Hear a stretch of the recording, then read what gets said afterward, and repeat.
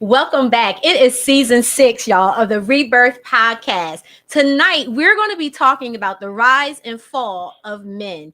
Make sure you like, share, and subscribe to tonight's podcast. Out of the ashes we will soar to a destiny we can't ignore. Heartbeats echo through the night with every dream and endless flight. Together strong, let's break the mold. Our rebirth and stories told. It's time to renew, rebuild, restore. Unlock the dreams we've been waiting for. Rise up higher, more and more. With every breath, a new dawn's roar. Oh. Welcome to Rebirth podcast, season 6, y'all. I'm your host, Shay. And I'm your boy Corey, aka I'm still thinking. I'm still thinking it's You season still 6. thinking? Yeah.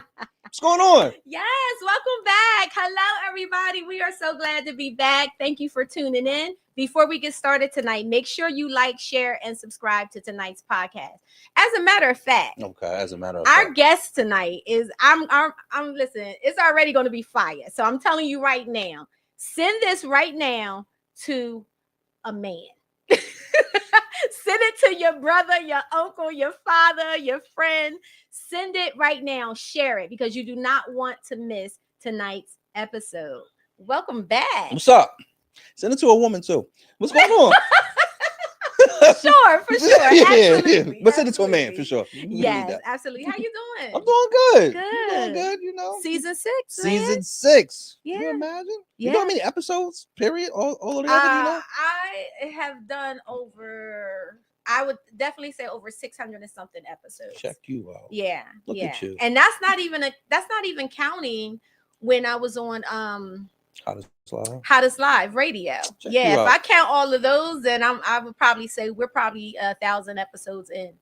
Yeah. Season 6 God for a is good. seasoned veteran. God is good. Look at you. Yeah, You know what I mean? seriously. That's God what's is definitely good and he has been blessing and thank you to everyone that has been supporting Rebirth podcast, Rebirth meetup, Rebirth live, healing her. Yeah. You know, all of the things that we've been doing under the Rebirth umbrella, we could not do it if it wasn't for your support. So thank you so much for tuning in, for sharing, for subscribing.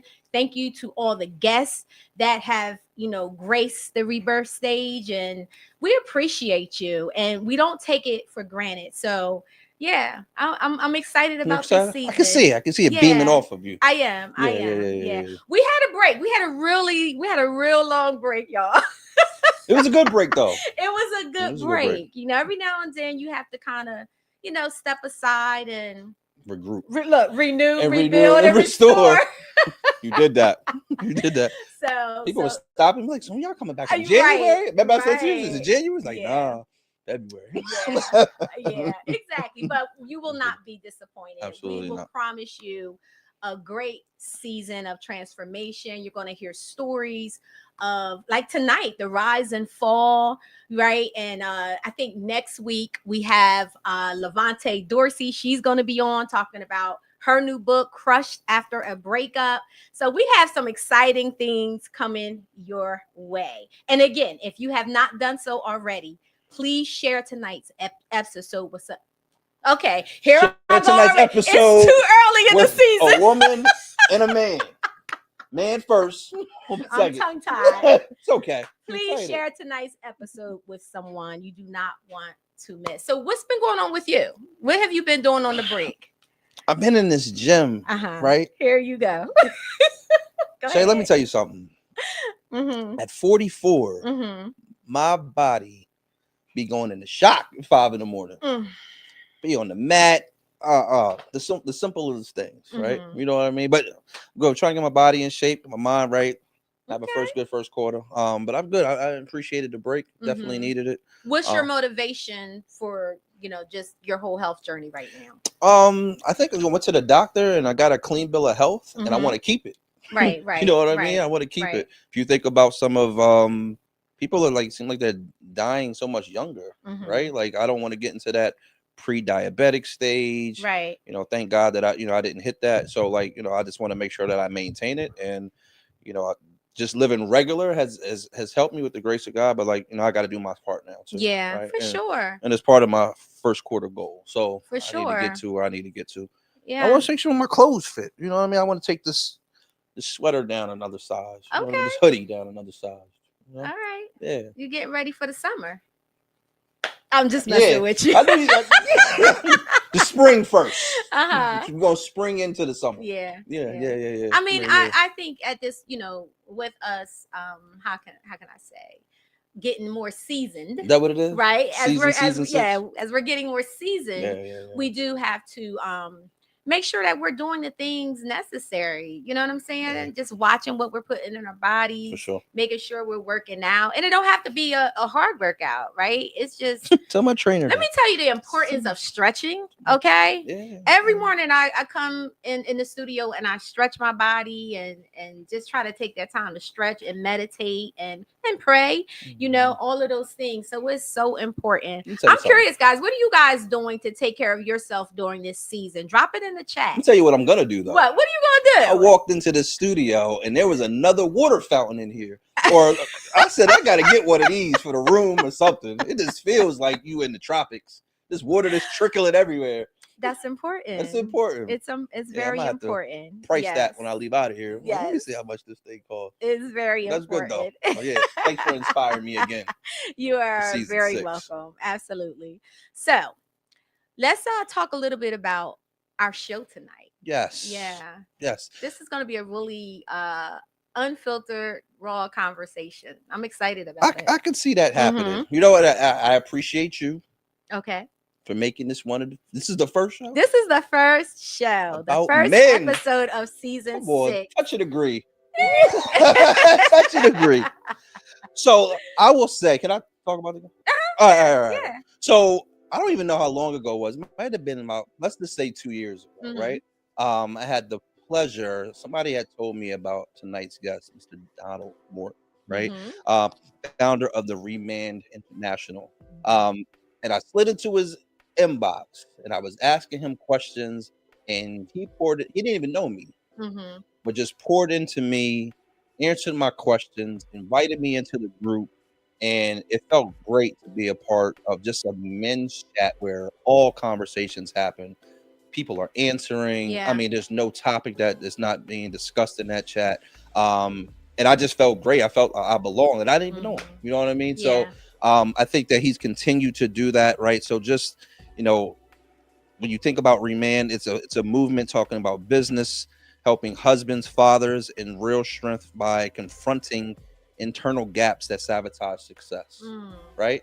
So some of the work that we don't do on ourselves sabotage our success, and we look great on the outside, but deeply rooted in trauma and a bunch of junk on the inside. So definitely I appreciate that. So this is definitely a no nonsense brother, right? He gonna give it to you straight, give it to you real, but we can connect to the message. That's the part, because we all are going through something similar, and it's a unique place to talk about it. So we can bring Donald Morton on to the show. Absolutely. Welcome to the Rebirth Podcast. We got applause and everything. Yeah, that's everything. How you doing, brother? You know what? I'm doing incredibly well. Grown and growing. There's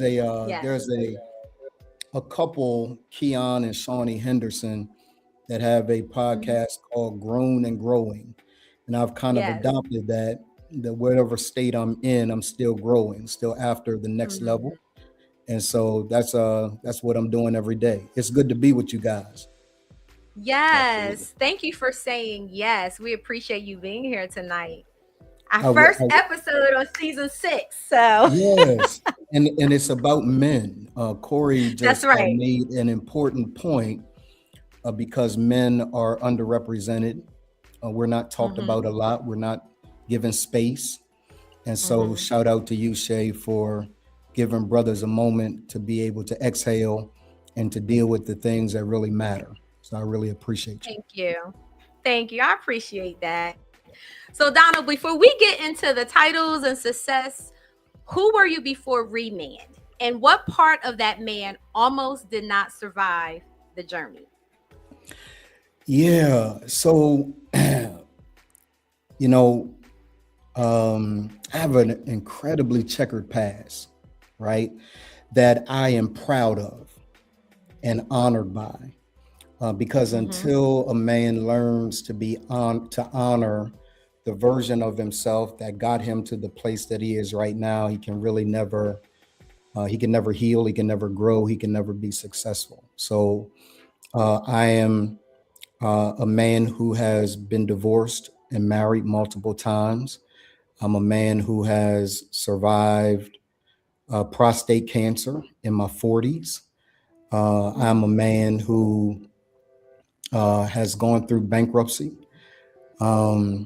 A man who has been written about, blogged about, written plays about. There's a new movie out about, right? And I think it's important to recognize those things, because those things, as painful as they were, both to me and to the people that I have violated and hurt, a part of my journey is being able to face that and to pay homage to the man who broke under pressure, and the man who was willing to step by step, 3 degrees at a time, base hit by base hit, put himself back together to be the man that he is today. And there are a lot of people, Shay and Corey, who would argue, I've heard it over and over again, and I just fundamentally disagree with it. There are people who say, well, that person wasn't the real me. That person was a version of me. No, that was the real you at the time.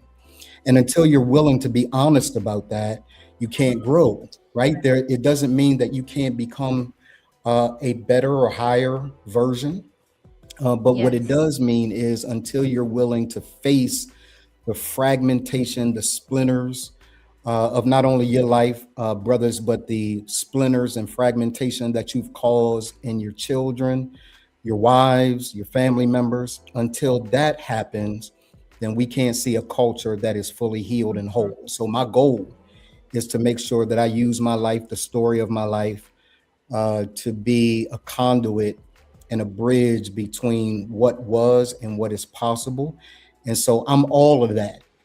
You hear, I'm sure in your practice, Shay, people talk about, they give the highlight reels, right, Corey? The highlight reels. Right. I do this well, I do this well, I do this well. Social media is a monster, because it will tell you all the highlights, but doesn't tell you the broken places and the hurt places, the shadows under which men hide. Right. So that, we end up sedating and drugging and sexing our way through life. So my goal is to make brothers face themselves in the way that I had to face myself, so that they can be whole and healed. Yes, thank you for that. That's good. So a lot of men look successful on paper, right? But they're empty in private. When did you notice that you were suffering from that space? And when did you know that there was a leak inside of you that you needed to remand or man up? Yeah, bro, that's a good question, man. I didn't know that I was leaking until it all became public, right? Let me tell you a story, y'all, that very few people, people know because I've told it before. I was on my way to speak in Los Angeles, California. And I've been privileged to speak around the world, across the country, Israel, Africa, California, Texas. I've been really, really privileged. And you know how when you land in a new place, right, your phone starts binging. So everybody's texting me. And I noticed, man, that one of the mothers of the church that I pastored texted me. And I called her and I said, hey, Mom, I want to show you the ego of a man. Right, Corey? I said, hey, Mom, how you doing? She said, I'm doing good, Pastor. You're in the news. You're in the paper. You're in magazines. Hey, Corey, Shay, I said, praise God. Right? So I'm immediately proud of myself. And she said, no, sir. I was used to being in the paper for die-ins, laying in the street, marching, talking with governors, mayors, doing the work that I thought was meaningful. But she said, you're not in the paper for that now. You're in the paper because you committed adultery. And not only are you in the paper, not only are you in magazines, but the women with whom you cheated are also in those spaces. And can I tell you, my heart sank, because when you talk, Corey, about the leaks, right? You don't know that you're leaking until you get caught. Everybody thinks all is well, right? Until you genuinely come face to face with the violations that you've committed against people, and more importantly, against yourself, right? So most men, many men, leak, to your point, which I think is a very good question. Many men leak in private and they're experiencing success in public. You got to remember, I was an international speaker when I was leaking, right? I was pastoring a church when I was leaking. I was making good money when I was leaking, right? All the while coming to a place where it all implodes. You can't get away and run from the reality of what's about to happen. So for every brother who thinks he's gotten away with it, for every brother who thinks, you know, not him, bruh, you too. The day of reckoning always comes. And it's important that you do the work to prepare, to develop capacity to handle the weight of the pressure that is about to drop. And it doesn't necessarily mean that it's bad pressure. It can be good pressure as well. But we've got to spend time making sure that we honor the people that we have done some things against, but also honor the person that we're becoming.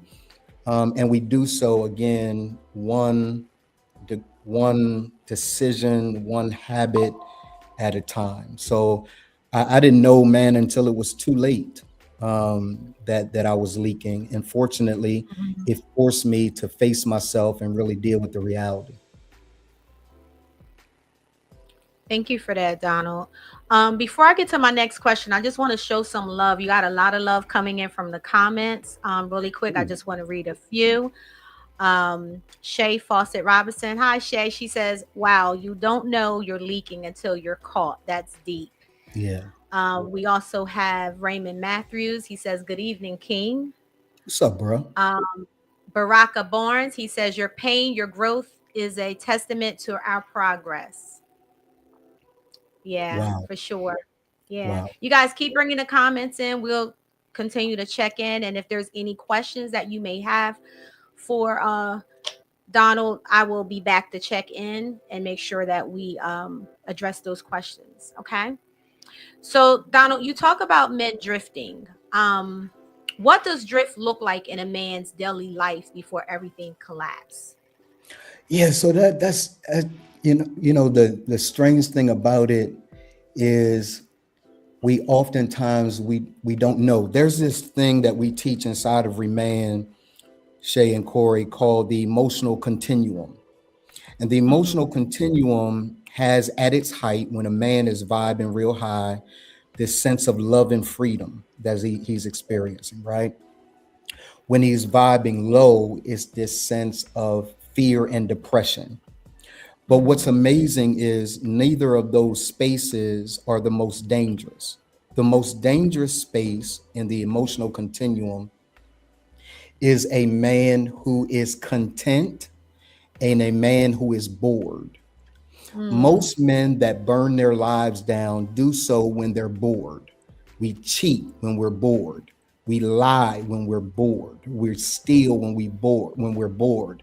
And we're willing to burn our lives down simply because we are creatures who need excitement and adventure. And when that excitement and adventure is missing, we fabricate it, right? So we have to do something. When I was cheating, let me just tell you what most men won't tell you. When I was cheating, I was doing so, and it was the most exciting time of my life. I loved it. Mm-hmm. I enjoyed the fear of getting caught. I enjoyed the rush that I got when I would see a person that I was not supposed to see, right? And so because I was content and because I was bored, I burned my life down. And it had nothing to do with my ex-wife. Like, my ex-wife was a good woman. She treated me well. It had nothing to do with her. It was my own sense of leaking on the inside. It was my own sense of boredom, my own sense of misalignment. Because when a man doesn't understand who he is, and when a man doesn't understand why he is, two fundamental questions that every man must answer. Who am I? It's a question of identity, right? Why am I? Which is a question of purpose. When pressure hits, if he can't remain who he is and why he exists under extreme pressure, he will crack and he will break. So because I was preaching across the country, this is important for brothers to know. Corey, I was preaching across the country, man, speaking across the country, making tens of thousands of dollars per talk, and was very unclear about who I was. So whenever someone gave me attention, I liked that attention because I wasn't clear about who I was. When there were opportunities that I really shouldn't take, but I took, it was because I was unclear about purpose. So whenever there's no alignment with who I am and why I exist, when pressure hits, and pressure hits every man, he will crack under that pressure and never experience the fullness of his full potential in life, leadership, and legacy, or his personal life, his family life, and his business life. That's what happened to me. That's good. Yeah. That's good. So I would like to say, I don't think that men wake up and be like, you know what, I'm just going to burn it down today. Right? I don't think we just wake up and say, you know, I'm just going to burn it up today, right? I'm just going to ruin my family. That's what I want to do. But I think it starts with like small compromises with ourselves, right? So can you talk us through what are those small compromises that men make that eventually lead to destruction? Yeah, so the destruction, man, you're 100% right? So the destruction, that the pending destruction that comes is a result of, we talk about 3 degrees more, doing 3 degrees in progress, but it also works in the inverse, right? That the leaks happen in 3 degrees at a time. Small, almost unnoticeable things that take place when you break agreement with yourself. So most men most men do what they do on a negative side because they don't trust themselves. And they don't trust themselves because they have broken so many covenants with themselves. They're not huge covenants. It's not like the cheating was prefaced by and precipitated by breaks in covenants, lying, small lies, right? Like not huge lies. There's no such thing as a little white lie. I don't know who told that little white lie, but that's a big lie. There's no such thing as a little white lie. A lie is a lie. And when you become comfortable telling that lie over and over again, and you're able to get away with it, and you're able to be okay with it, you will tell more. And the more you're able to get away with and be okay with, you will tell more until the dam explodes or it breaks, right? But that dam breaking happened one small piece at a time. So because we don't recognize that, we spend a lot of time thinking, well, it's okay. It's okay that I said that. I'll fix it later, right? It's the small foxes, the scripture says, it's the small foxes that destroy the vine, right? It's those little areas of compromise. It begins with a husband saying to his wife, when she asks him, hey, babe, do I look good in this dress? It begins with you saying, yeah, when you really meant no. It's those internal compromises that we make that we begin to grow more and more comfortable with, that grow to being this huge thing that I got to deal with later on. And the only way to be able to deal with it is to recognize it, to be aware of it, and then to violently interrupt the pattern. Because all of us learn that pattern from somewhere, right? We learn that pattern from parents. We learn that pattern from church. We learn that pattern from environments. So at some point when we're aware of it, we got to violently interrupt it. Otherwise, it is destined to repeat. And here's the second thing I would say, Corey, man. Many of the patterns that men are in is not their fault. They inherited them. There is a real generational curse issue. And I don't want to over spiritualize it, right? But all of us come into this world a blank slate. And we are taught certain things that ultimately we adopt and we adapt to, and it becomes a part of our persona. So when we discover those things inside Remanned, we talk about the blackout period. I just walked a guy through the beginning stages of the blackout period earlier today. We talk about culture and finding out what beliefs, what patterns, what habits, what thoughts have we inherited. Because the truth is, even though that is not our fault, the things that we inherited are not our fault, the changing in an interruption and disruption of those things are absolutely our responsibility. So men have the responsibility of becoming aware and then interrupting that stuff so that they can have a better day for their children and future generations. That's good. This is good, Donald. I have like 4 spinoff questions based off of what he just said. I can't even keep up with all the comments that's happening, but I promise, guys, I will definitely get to all your comments. And thank you so much for showing Rebirth love and showing Donald love. This is a great conversation, and I'm so grateful to have you on. So you said you got a spinoff question before I get to mine. You know how? Okay, I'll let you go. Okay. All right, Donald. So why do you think Black men specifically are conditioned to normalize internal exhaustion as strength? So it goes back, Shay, to the idea of culture, right? And when I say culture, I'm not just talking about arts and things of that nature. When I talk about culture, I'm talking about the things that we believe, the habits that we have, the thought processes and mindsets that we have. All of those things are inherited. And it's possible to be raised by, I was telling a brother earlier today, he was telling me about his relationship with his father. And he said, he didn't do this and he didn't do this and he didn't do that. I said, okay, good work. And then he immediately did what we call rescuing. He tried to rescue his father's reputation by saying, but wait, Donald, he was a good dad. No. It's possible that he was good in that area, but he was not good in that area, right? So what men have to be willing to do is to lay a foundation of truth and to honor that truth no matter what, right? So the reason why we are okay with internalized exhaustion is because we've been taught by parents, by a society, by a group of people who only felt their worth, particularly in men.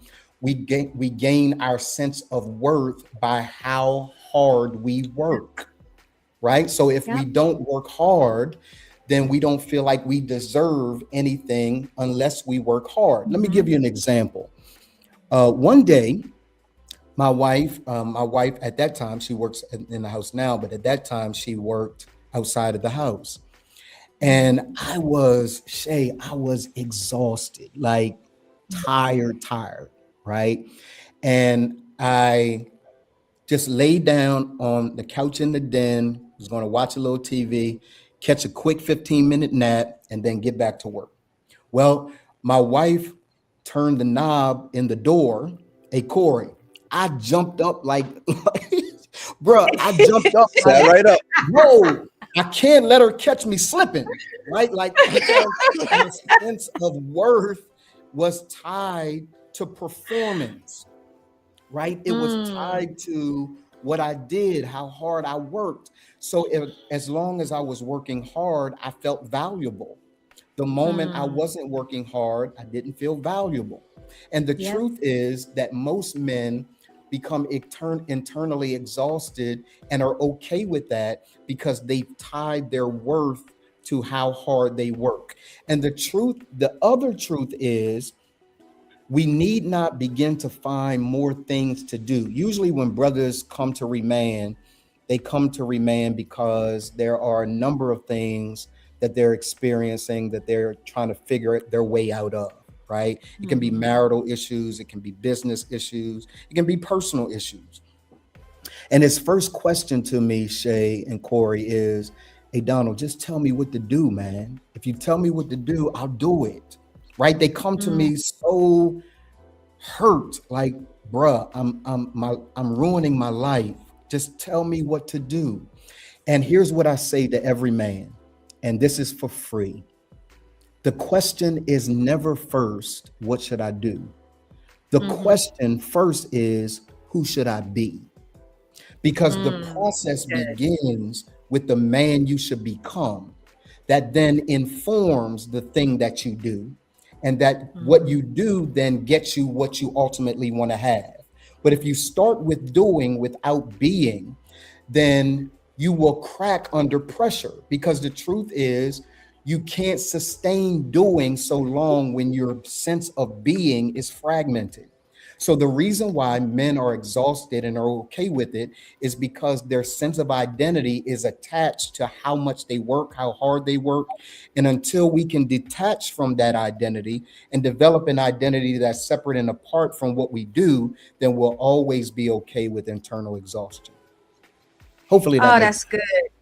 It makes sense. And I believe that we almost take pride in saying that we're exhausted, right? Because like you said, it's attached to our value and our worth. Yes. That is so good. I want to hit the comments really quick before you jump in. Michelle says, Donald, why are you like this? I think that's her way of saying she's proud of you. Johnny, please forgive me if I say your last name wrong. Bazemore, I believe. He says, who am I is the reality. Shay Foster says, my God. LD Miller says, preach. My. Yes, I love it, guys. Thank you so much for the love. Continue to put your comments in. Go ahead, Corey. Yeah. So I'm back to the compromise piece, right? Because, and correct me if I'm wrong, I think, and I tie it back to when you said you were going to take a 15-minute nap, you laid down because you just needed to regroup for a second, and you heard the key hit the door, you jumped up. I feel like that's when the compromising starts. Yes, sir. Right? Yes, sir. Now I don't feel like I can go back and just lay down because I feel like I'm tied to this performance. I got to jump up. And that's when the lie starts. Because what if she calls next time and says, hey, what you doing? Oh, I'm in the garage. I'm trying to. You really just laying down. Yes. Now you're searching for peace. Now you're looking for a place that you don't have to lie. Right. And that's where certain small compromises start. Right. So I think for us as men, we have to find a way to communicate our needs and our boundaries so we don't have to compromise them outside the house. Right. It's like, sure, bro. So that when you said the compromise piece is stuck there, and then you talked about that's when we start to compromise parts of ourselves. We're just tired, and we need to find ways to say that so we can regroup and be the better part of us. Yeah, no doubt, man. And let me say this too, man. This is a funny story, but not really, right? So when I was seeing the other young lady outside of my marriage, right? One of my friends who was trying to talk me out of, it wasn't like I didn't have friends that were saying to me, hey man, you a clown. This is corny. Like you out here cheating on your wife, that kind of thing. I had real friends that were telling me what you're doing is absolutely wrong, right? And so one day I had just really convinced myself that I was good. Like, this is good. This is a good thing. And that dude said to me, Corey, hey man, why don't you take your lady friend to the mall and walk down the side of the mall holding hands? I said, what? I'm not doing that. He said, right, because it's all a lie. Like, you live in a lie. This is a lie, right? And I don't want you. My wife said something to me the other day. We were talking, and I've adopted the phrase because it's such a good phrase. She said, we often flirt with fantasy. Like, we love flirting with fantasy. There was nothing real about the relationship that I shared outside of my marriage. It wasn't real, but it was, to your point, bro, at least a way for me to feel like I was good. Like, I had a place to rest. I had a place to kind of unwind, to not perform. Like, I felt like I had that place. But if you think about it, I was still performing. I had to, right? Like, I had to still perform. So there is no place that you can hide from you. At the end of the day, what you just said a moment ago is just so super powerful, bro. Like, at the end of the day, stop compromising who you really are for the sake of becoming something for someone else's happiness, right? My job is to be unapologetically, authentically Donald. And then as a result of that, let people come in and out of my life that can handle that Donald. If they can't handle that Donald, I'm in no way interested in shrinking that Donald, becoming a different Donald. I'm only interested in peeling off all of the things that are not Donald, so that when I present Donald, you have a choice as it relates to whether or not that person is somebody that you want to rock with. And if you don't, I'm good with your departure. If you do, let's rock out. But I had to get to a place where my identity was solid, and so was my purpose, before I could really embrace any form of relationship, not just intimate relationship with my wife, but friendships, because we violate authenticity in every relationship. We only talk about marriage, but we violate ourselves in friendships, getting up and going to meet a person that you told not to do a thing 17,000 times, and now they calling you because their world's on fire. No, I'm going back to sleep. I told you 17,000 times before, right? But when we are not clear about who we are, and when we're so white knuckling relationships and trying to hold on to them, we will do whatever we've got to do to maintain that relationship. And even if that means violating our own sense of self. And I am no longer willing to do that. That's good. That's good. This is a perfect time to just remind people. We have people joining us from all different platforms. If you are joining us from YouTube, this would be a perfect time to now subscribe to Rebirth Podcast, so you can be alerted whenever we have a new episode. And if you are watching us on Facebook, this would be a great time to run over to YouTube and subscribe to Rebirth Podcast. So that's Rebirth U Podcast.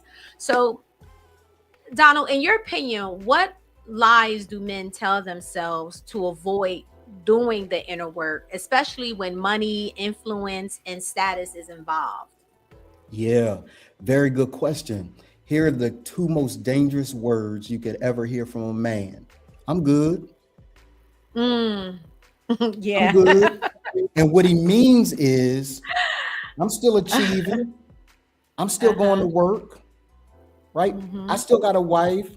I still see my kids every now and then, even though I'm in the same house with them. I'm good. And a part of what we have to learn to do is challenge that.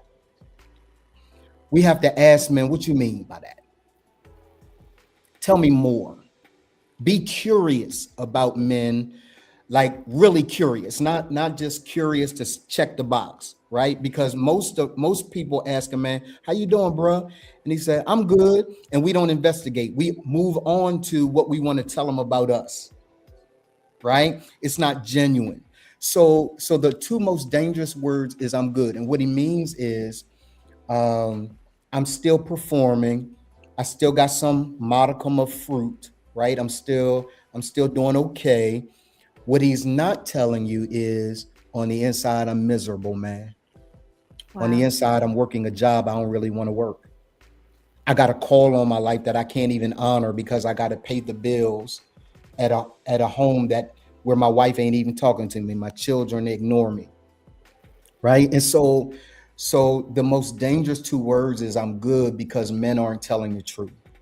Mm-hmm. Men are lying, and they're lying because, Shay, and many people won't like this, but it's the truth. I serve men from around the world, and all of them have the same issue. And that is, most men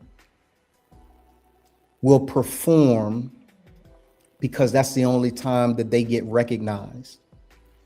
And many times men perform, don't get recognized in anticipation for the recognition someday. So think about Father's Day. Can we talk about Father's Day? Right. right. Corey, can we talk about Father's Day, bro? Like, I'm traumatized at the fact that every Father's Day, dads get no love. None. Mother's Day, oh my God, you can't get in a restaurant. Right. You can't get in a restaurant. You can't get in the store. You got to buy your cards early. You got to do all that early. On Father's Day, you can go at the last minute. Guess what you're going to get? You're going to get him a tie. You're going to get him some socks, right? You're going to get him something that don't even matter. And what men are looking for, because we are stimulated by praise. Let me give ladies a cheat code. You can see a good-looking dude with a less than a good-looking sister because she learned how to praise her dude. She makes him feel good about himself. And usually what happens, particularly sometimes, not all the time, but sometimes even inside a marriage, men don't step out because they want to step out. It is a decision of theirs, but they're looking for something. Right. And the thing that they're looking for is some sense of affirmation, some sense of I see you, right? Some sense of I acknowledge you. That's why we love it when a person calls us king. What's up, king? We don't always feel like kings, but when people say it, it gives us a sense of, okay, somebody sees me, right? So at the end of the day, I think we have to get to a place where we are recognized, seen, and we live in a society that's willing to step up to the plate in seeing men and acknowledging men, as you have done for your first episode of season 6. I have to keep saying that because it's dope. It really is dope. It's important. And men need to hear a podcast that speaks specifically to them every now and then, and not just on Father's Day when we get some socks. Right. Absolutely. Socks. Yeah, I piss you off, bro. I just got pissed off. Not at all. No, my last couple of Father's Days was really good. I'm cool. I'm cool. But I will say, so who holds men accountable when everyone depends on the man? Who holds men accountable when everyone depends on the man? So very good question. And I'd like to tweak it a bit, right? Because I think the importance of your question and the accountability of men becomes super important. Like I have a mentor that is in Maryland. He's my spiritual father. He is in Maryland. My wife has full permission to pick up the phone and call him. If I'm acting a monkey, if I'm acting up, she has full permission to pick up the phone and call me. If your husband has you so isolated where you can't call somebody on him. And it doesn't have to be, by the way, let me say this at this point, Eric Robinson is on, and he just told me, he just sent me a text in the middle of a podcast, and he said, tell them about your baby beard, because he calls my beard, Corey, a baby beard, because he got, Eric got a full pirate beard. And so he says, I don't really measure up. And so tell all the people in the world that are watching the Rebirth podcast that I have a baby beard. Does that satisfy you, Eric? I have a baby beard. The reason why I bring E up, though, is Eric is an accountability partner for me. Mm-hmm. He is the one that I can lay it all down with, and he gonna tell me right, wrong, or indifferent. He ain't gonna sugarcoat it with me. He don't care that I'm the founder of Remanned. He doesn't care about any of that, right? His responsibility is to keep me on track. He is also someone that my wife can call, right? Every man has to have someone to whom he's accountable. The men of Remanned, they don't care that I'm the founder of Remanned. Inside Remanned, I'm just one of the brothers. So if I act up, if I do something out of pocket, they gonna check Donald Morton. Right. So there has to be someone, to your point, bruh, that and it becomes important because of the way that you frame the question. You frame the question by saying, when he is responsible for everything, like, who can hold him accountable? And that's the power of your question. Because he is responsible for everything, he has to have someone that can hold him accountable. Otherwise, he can put in jeopardy everything that he's worked so hard for. And what I will tell you is that not only is it important to have someone to whom you're accountable, but you have to actually practice it, right? So it's good to say that I got a spiritual father in Maryland that my wife can call, but if I say that and then threaten her because she calling, right, then it defeats the point. So I want every single man to hear me when I say, I got a question for you, bruh. Why is it comfortable for you to isolate your wife, your lady, your family? Who can tell on you? And if no one can tell on you, we talked about those slow leaks earlier, right? Those fragments, those fissures. Bruh, I will tell you, if nobody in your circle can call and tell on you, you are already on your way to destruction. You are in danger, right? So find someone that you trust, not someone that's gonna,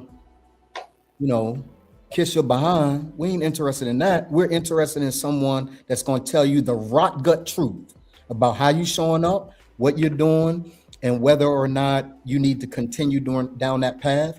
And here's the other thing that most people don't like, Corey. Let me say this. Tell me whether you agree. Shay, I'm interested if you agree as well. I don't tell brothers not to cheat. I don't do that. I'm not the moral police. What I tell them is cheating going to lead you down the path that is going to get to the goal that you ultimately have.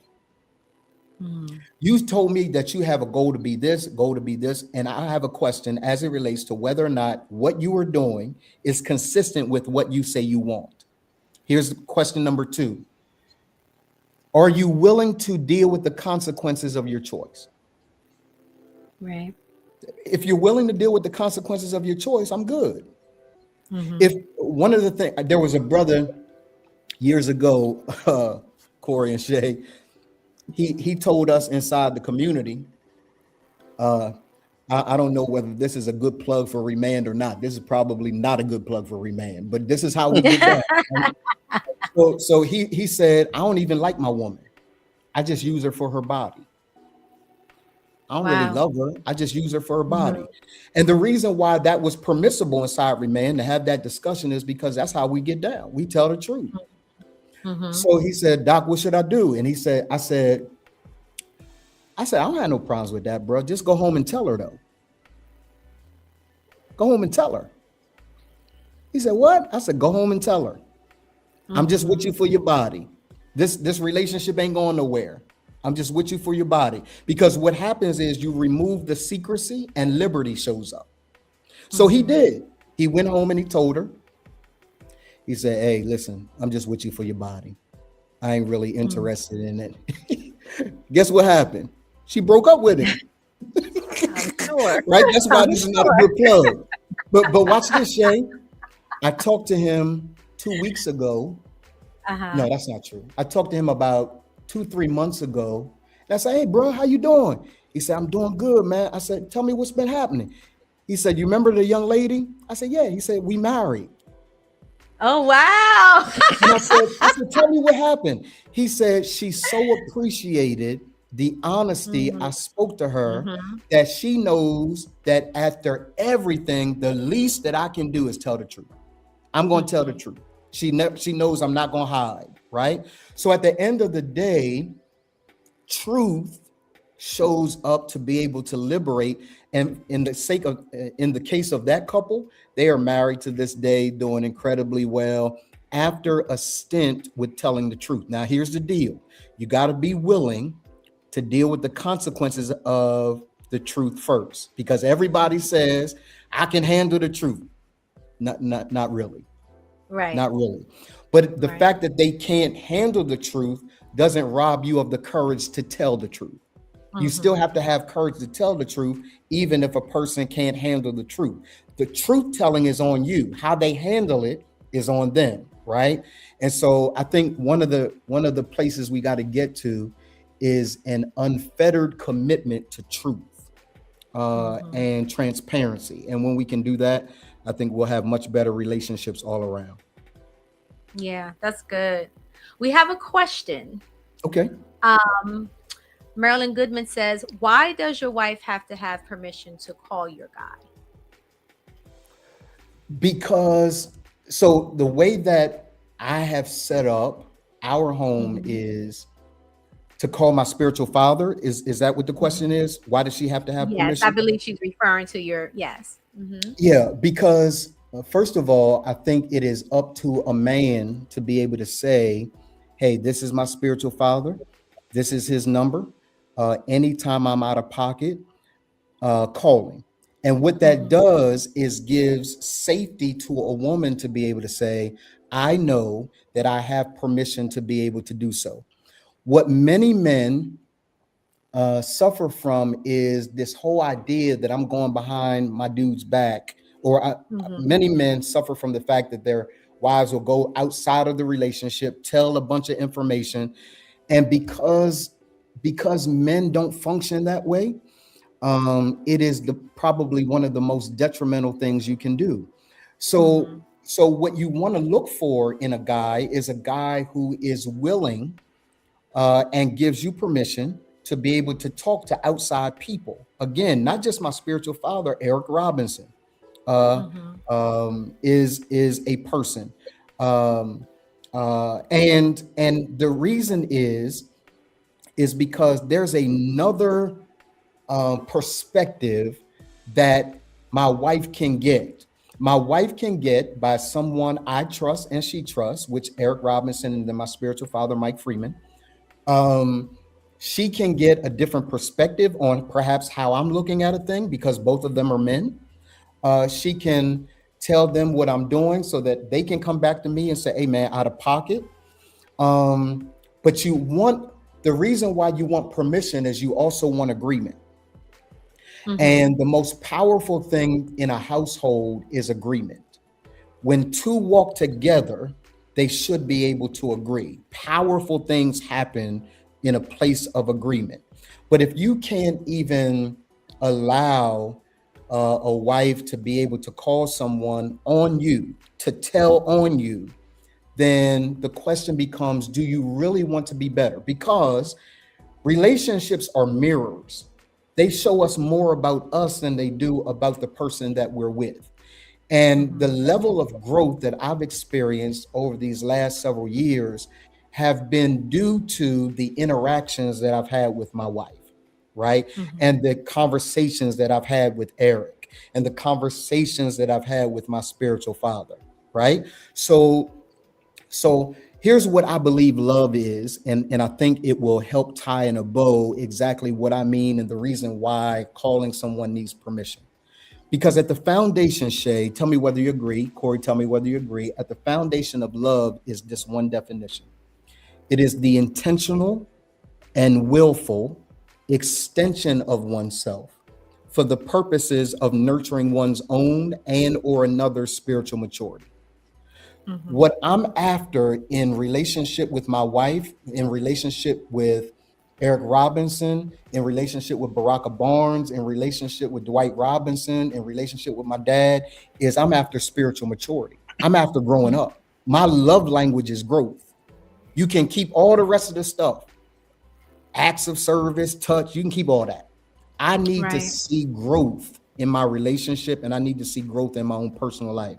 So when we understand love that way, we begin to understand the reasons why permission needs to be granted, because at the end of it, I'm just looking for an opportunity to grow, and I'm looking for an opportunity for my wife to grow, and I'm looking for an opportunity for my relationship to grow. Hopefully that makes sense. Yeah, absolutely. I was going to ask too. So just keeping up in the space of less about permission and more about agreement to yes.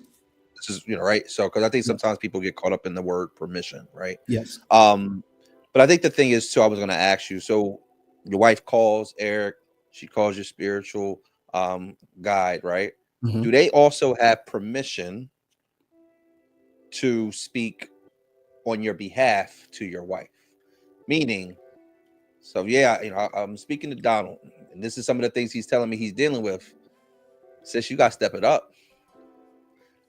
Yes. Right? Because sometimes people will say you got permission, but you can't counsel my wife, right? So I think we have to clear all of those boundaries up so that conversation is free flowing, right? It is. You have permission to check me. I have the permission to speak into her to say, hey, I've been hearing some things. Walk me through why you are in this spot. Because it has to go both ways. You know what I'm saying? It does. I just want to kind of speak to that too. It does, bro. Can I push a little bit though? Because I agree 100% with what you just said. What I am becoming aware of, Corey, is that regardless of what my wife does, that's her side, and I can't control it. Right? So let's say that my spiritual father or Eric or someone else calls her and says, hey, you can do this a bit better. You can do this a bit better. This is what he's telling me. The answer is yes. Those guys have every both permission. I know we don't like the word, right? But both permission and responsibility to say, I'm gonna call Lala and I'm gonna have a conversation. Both of them have that permission. While she is doing what she needs to do, though, I can't control that. That's not what I can control. I can control how I show up in the midst of how she shows up, right? And she has control over how she shows up in the midst of how I show up. There's in Remanned this thing called the law of defense. And in the law of defense, we teach what's called extreme ownership, which means the thoughts, feelings, beliefs, habits, right? All those things I can control about me, I control about me. But we also teach the opposite side, which also is not taught, Corey, about responsibility. And that is this thing called extreme abandonment. Extreme abandonment means I have no concern or control over anyone with whom I share a relationship, what they do. And I think a lot of what we attempt to do, particularly as men, because we are leaders, and let's face it, bro, I think you will agree with me. As men, we have this thing in us that leads. And because we are leading, many times it can border control. So a part of what I have learned to do is to relinquish control, to say her thoughts, her feelings, her beliefs, her actions, her habits, all that belongs to her. And what I can control is my response to her thoughts, her feelings, her beliefs, her actions, her habits, like I can't control how she feels. I can't control her experiences. I can't control any of that. But what I can control is my response to it. Let me give you a philosophical phrase Viktor Frankl says. Viktor Frankl said that the between stimulus and response, there is a space. And in that space is the power and freedom to choose my response. So what I try to teach brothers is the power of pausing. Let's pause in the moment. Now, let me be clear. Hey, Corey, I don't get this right off. Bruh, I do not get this right off. If wifey says something, or if wifey's feeling away, then I have a tendency to protect myself, right? To feel a different way. And so I do not get this right often. This is one of the areas that speak to identity that I still struggle with and I still work with, right? And that is, but my goal, 3 degrees at a time, a base hit at a time, is to get to a place where I allow her the freedom to feel. I allow her the freedom of her experience. I allow her the freedom of her choice without me attempting to control. So one of the things that we just came up with the other day, because I'm a control freak, I am absolutely a control freak, right? And she tells me, you a control freak. Yes, ma'am. Guilty. Hi, I'm Donald, and I'm a control freak, right? We've adopted this thing called tour with. So this is for brothers. It will help you. So when she brings something to me, I ask her a question: to or with? Do you need to communicate something to me and you just need me to be quiet and sit and listen? Or is this a conversation you want to have with me where I get a chance to have input and try to help you through a thing, right? To and with is important because what I was struggling with is I was trying to jump in and give advice because you and I, Corey, we're looking for resolution. Like I done heard about this 3 weeks in a row. This is what we gonna do. This is how we gonna resolve it, right? And she's looking at me like, Negro, I don't need you to tell me what to do. I just need you to sit and listen. Just listen to me. And sometimes my ears would bleed because I got to answer. Like, oh, no, you can't talk. Two, right? So one of the things that has helped us, and this is something that we've adopted recently. One of the things that has helped us is this conversation around to or with. So she'll ask me, I'll ask her, to, just want to talk to me, or with, you want me to talk through something with you. And it is seemingly, at least here recently, it's seemingly been something that has been helpful. I like that. Yeah. To or with, Shay. I really do. I like that. That's good. That's good. These the comments are on fire, Donald. I'm really trying to keep up here, but I believe there was a question a young lady had asked was, is there someone that you can call to hold your wife accountable? I believe that was the question. I don't see it in front of me right now, but I believe that was the question that came up. I do. My wife has a friend since childhood. And usually if wifey is acting up, I'll call her because she understands her, right? And usually what I'm trying to figure out, hey, tell me what nerve I'm on. Tell me what I'm doing wrong. And she will tell me, this is what you did wrong. This is why it's wrong. And it's not necessarily wrong. It's just wrong for my wife, right? Because my wife is an individual. And so she comes with her own set of experiences, right? And so we have these really hard conversations around, Donald, don't do that because it speaks this to me. right? And it's based on an experience. I will say to her, hey, don't do that because it speaks this to me. And it's based on an experience. So my wife is from Tulsa, Oklahoma, Okay. and her friend is in Tulsa. So usually when there's someone that I want to understand her better, I'll call her, and she does a great job at helping me to understand where I put my foot in my mouth. Your wife's name must be Marla. Is it Marla? It's Marla. Okay. I'm laughing because she says, although she doesn't act up that much. Yo. I love it. I love it.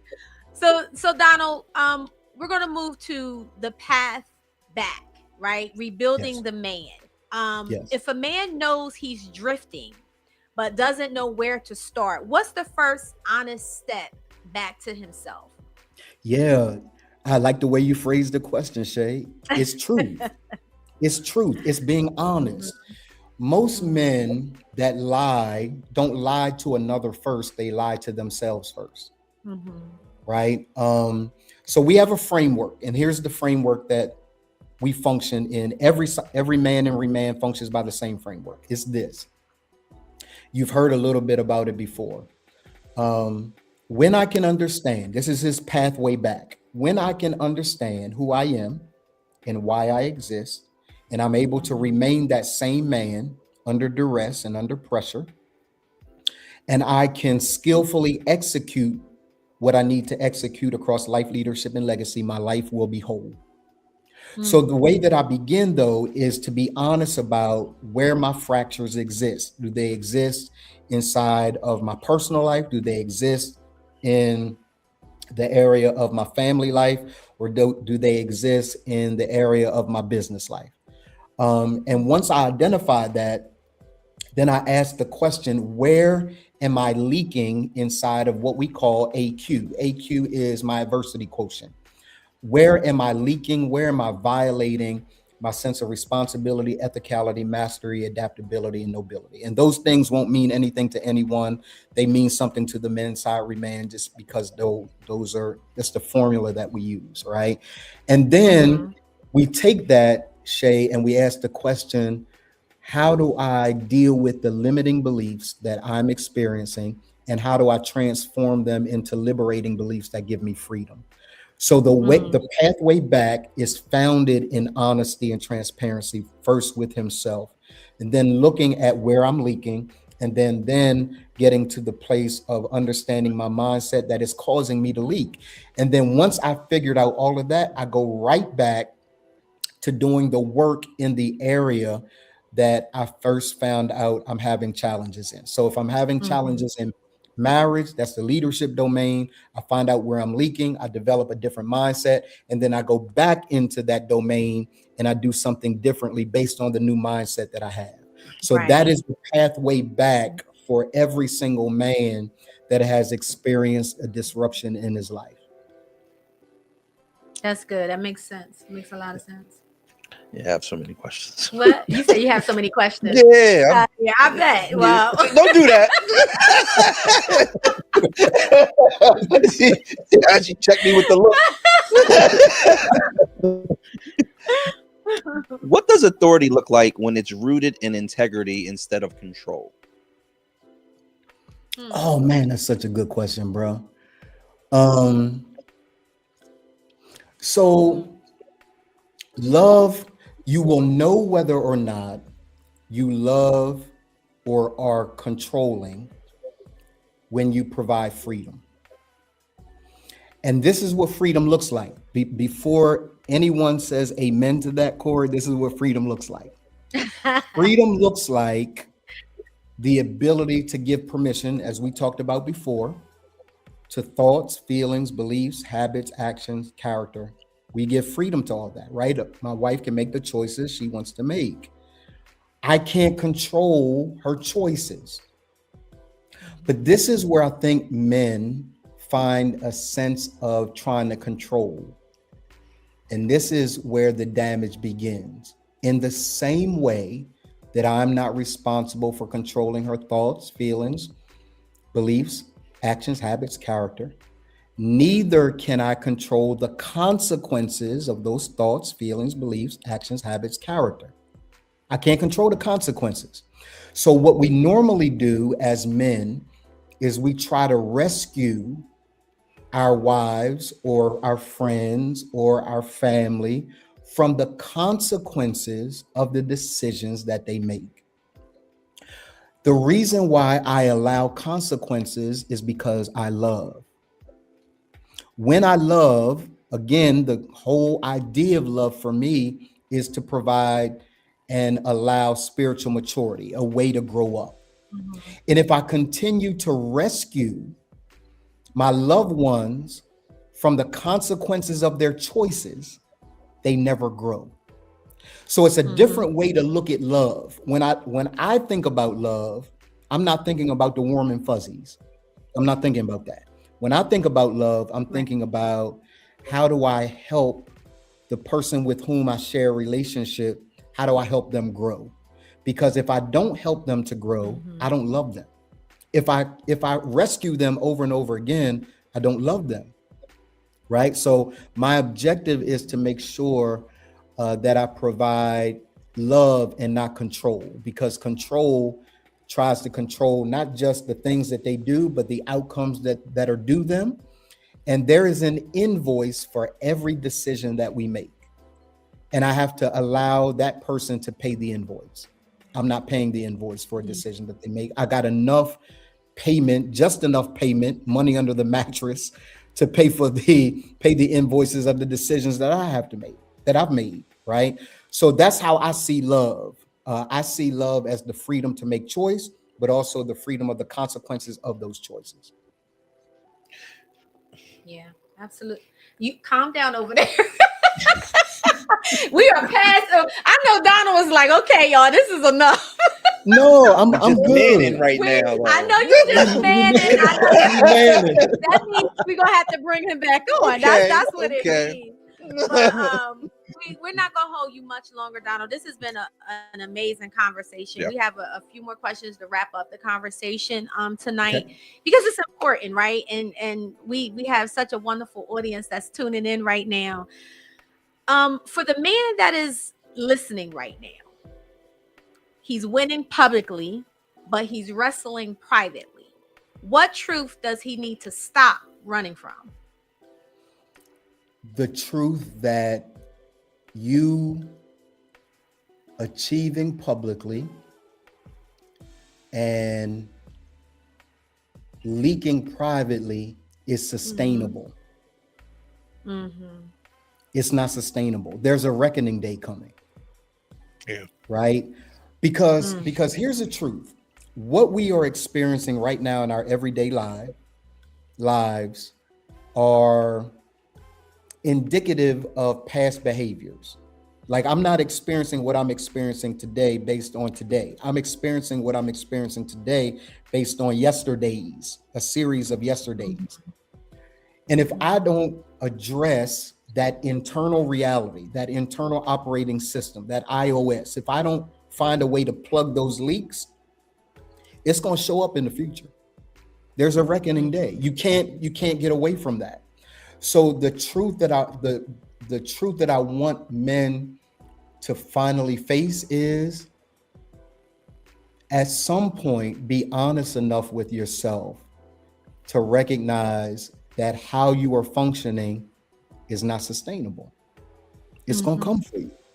And when it does, you're going to have to pay. You know what else I discovered, Shay? What's that? It takes years to build a reputation. It takes seconds to destroy it. And it takes even longer to rebuild it. The only way that I've been able to rebuild my life is because I told the truth about it. I don't blame anybody for what happened in my life. All of the decisions, all of the bankruptcies and divorces and infidelity and all that nonsense, all that clown stuff that I did, all of that stuff I had to own. And I had to recognize, if you want something different, interrupt the pattern, right? And do something different. And only Only the man can do that, right? So we can pray all day and we can fast all day and we can pray to the Lord, sweet baby Jesus. We can do all of that, right? But until a man is willing to face and confront the reality that his life is the result of a series of choices that he makes, if he doesn't face that reality, he'll continue to do it, thinking that at some point God will continue to rescue him. No, sir. Right. There's a reckoning day, and you have to own Yeah. that reckoning day. Absolutely. Yeah. It's a reckoning day, Core. Not you. I'm Oh. saying. I'm repeating. I'm repeating Okay. what he said. Oh, okay. All right. Like, what did I do? No, Like, I had my record I today. repeated that. Another episode. But you want to take us home with the last question? Yeah. So, last question is: if a brother brings another brother into this room tonight, what do you hope they walk away with saying to each other? Oh man, that somebody understands. Like he gets it.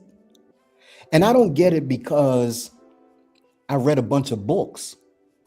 I get it because I've lived through hell to come back and tell another brother there's hope.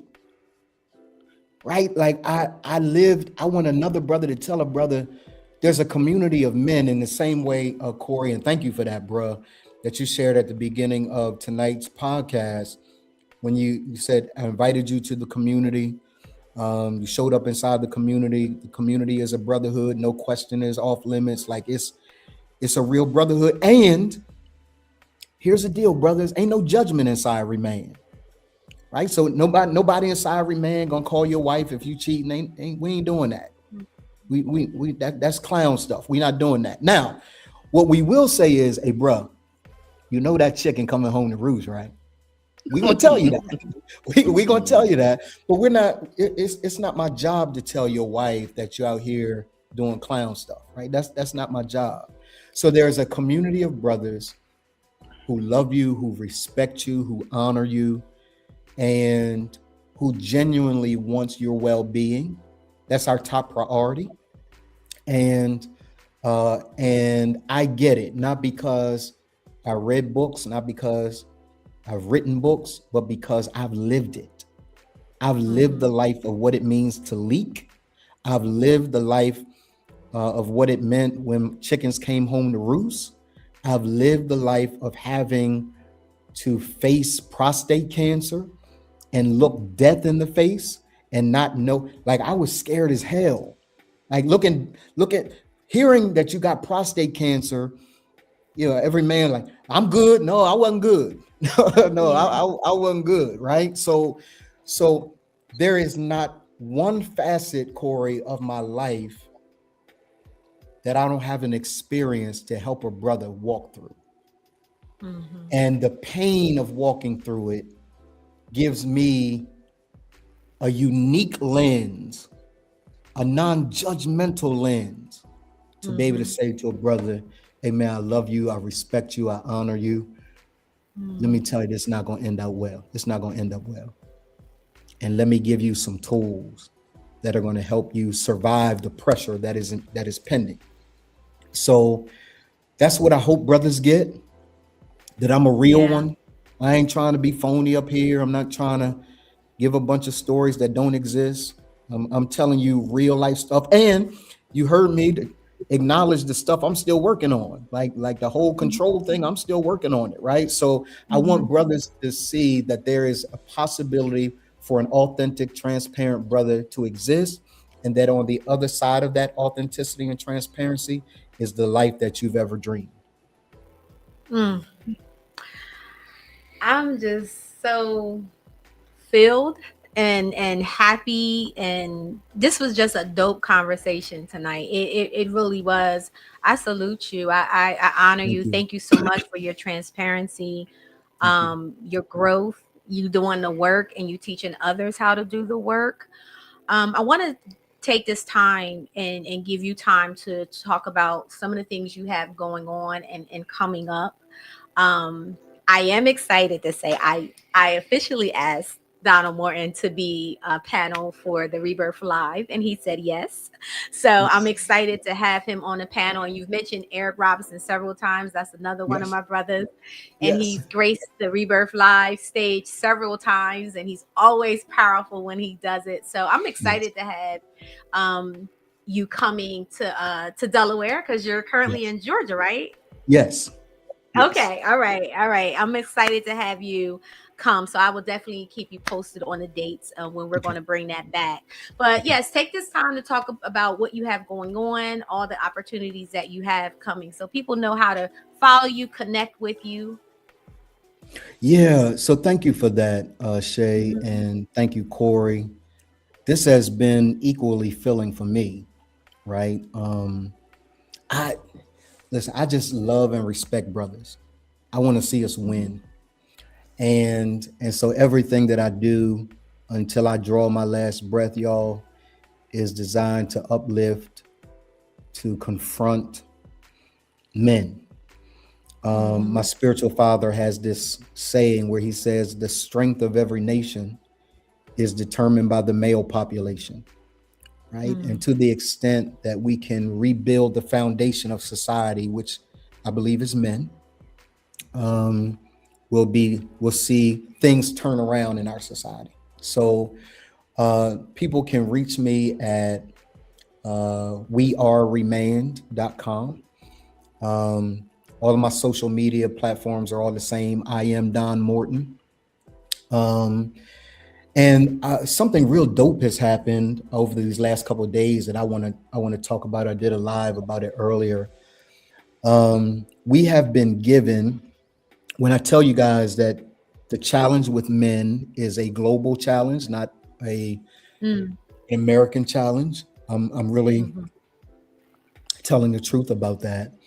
And so we were given 2 acres of land in Kihancha, Kenya, to build a facility, a home where adult males can come, be confronted, be challenged to transform, and then be released back to their families so that they can be productive members of families and society.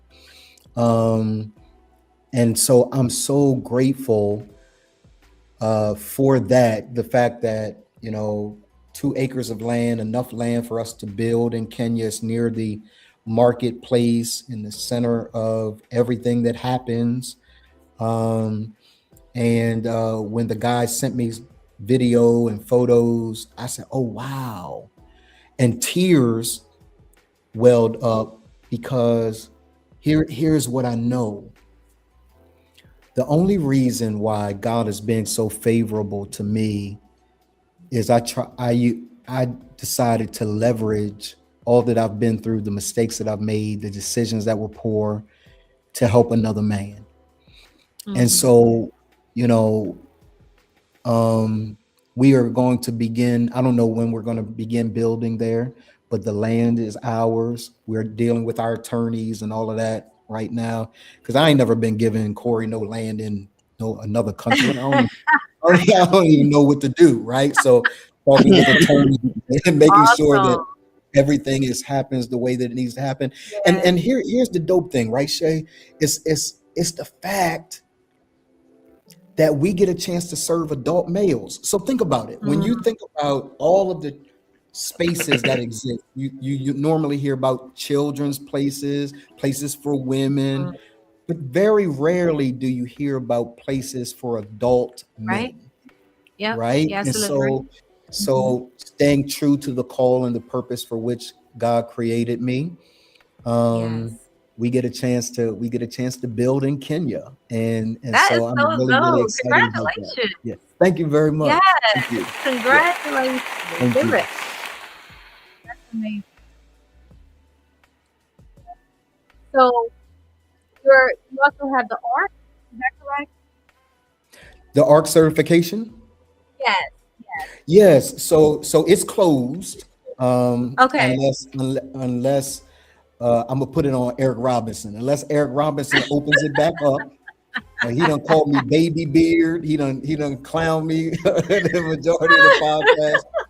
unless he opens it back up, it's closed. But what we are doing, thank you for that though, Shay, because what we are doing is attempting to certify men around the world in our signature proprietary process called the character arc. So we have a character arc certification process that we are taking men through. And they will be able to, at the end of that process, be used inside Remanned, and also inside their respective businesses. If they have coaching organizations to men, or if they have young guys that they serve, or whoever it is, the signature process, the model that Eric calls it, the model that we use has been proven to work over and over again. So we've served guys inside the Plumber Center. We've served guys in what was, I think it still is, group violence intervention, GVI. And so we want to teach as many men as want to learn the signature process that we use to get undeniable, measurable results for men to master life, leadership, and legacy at the same time. Because usually what happens is when men become masterful at one arena, they usually let the other arenas leak, right? So you hear guys talk all the time about, I just need my wife to give me some space so I can build this business, right? And then he deals with her and he's trying to be a good husband, then he loses himself. So we don't want to develop men who develop good businesses but lose their marriages and families. And we don't want to develop men who have a great relationship with their wives and children but lose themselves. We want to develop integrated men that can master it all at the same time, because we believe that you can have it all. You ain't got to choose. You can have it all. So that's what the certification is about. It is on this coming Friday, Saturday, and Sunday. So all of y'all go to Eric Robinson's DM, blow his DM up, make his DM ping all night, keep him up all night, and ask him to get inside of the training. And only he can say yes about it. Awesome. Thank you so much again, Donald, for sharing the information. It's needed. Again, I'm so grateful for you and your transparency and everything you brought tonight. So again, guys, reach out, connect if you want more information. And Donald, you're always welcome back for more conversation. You are open door. Absolutely. It will be so if this conversation made you uncomfortable, it's because it wasn't meant to entertain you. It was meant to expose you. Tonight wasn't about blaming men. It was about calling men back to themselves. If you're winning in public but losing in private, the collapse isn't coming to punish you. It's coming to wake you. You don't need another title. You don't need more applause. You need an alignment. Again, thank you to our special guest, Donald Morton, for all that you poured into us tonight. And thank you all who left messages, comments, who tuned in tonight, who shared. We appreciate you so much. We love you here at Rebirth. This was first episode, season 6, and it was amazing. Make sure you guys tune in next week. We have special guest Levante Dorsey, and she will be bringing her new book, Crushed After a Breakup. 14 days of healing yourself based on Bible principles. So make sure you tune in next week. Thank you again, Donald. Thank you, everyone, for tuning in. You guys have a blessed night. Good night. Good night, everybody.